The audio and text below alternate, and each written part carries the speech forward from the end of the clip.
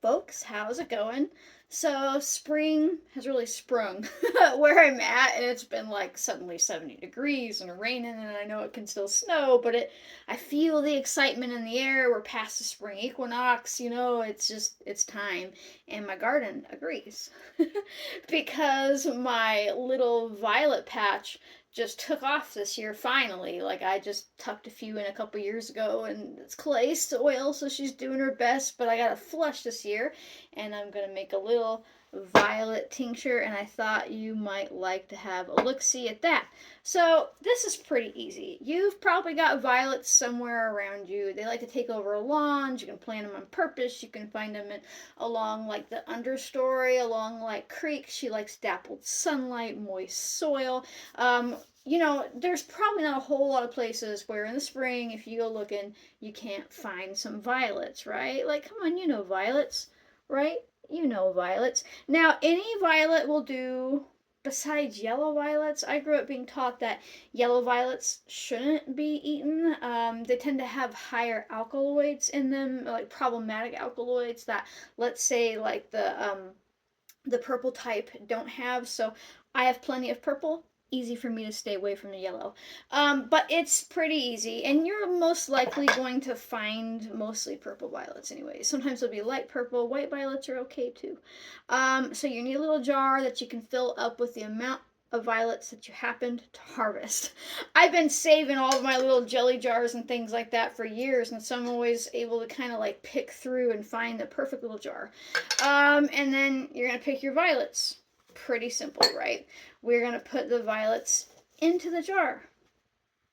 We're going to take some scissors if you want to and give it a little bit of a cut. I'm not going to pulverize her. I'm just doing a few cuts here and there. You also don't want to super jam pack your jar. And let me tell you a trick. You don't need, or let me tell you a trick that's actually a tip.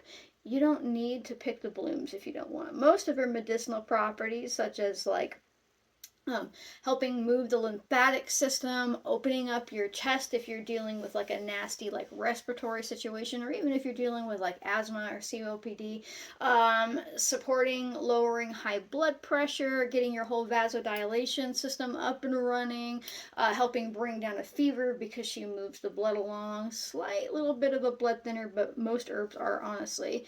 So she helps with fever. It's almost all found in her leaves. The blooms are pretty. I want them in there because they're pretty. But most of the medicinal actions you are actually going to find in her leaves. And don't freak out. Two other things to know. Violet doesn't really spread through her blooms, so you can pick the blooms to your heart's content, and it won't stop her from making like this little seed pod that like explodes seeds everywhere. She also spreads through rhizomes, meaning the roots under the ground. And fun fact, she's got almost no pollen on her to speak of, so she's not important to pollinators. That's more along the lines of like dandelion and stuff in the spring. But violets, it just honestly it doesn't matter. But you don't have to think that you need a full jar full of blooms. And actually, if you did a full jar full of blooms, it would be a pretty weak tincture. You want the leaves, people. You want the leaves. Okay, so now I am just gonna pour vodka over top. Now I use 100 proof vodka here. You want to use 100 proof because it's 50% water, 50% alcohol. That means you don't have to do any type of math when you're done making the tincture. It's going to have the water soluble properties and the alcohol soluble properties. Remember that proof and percent are two different things.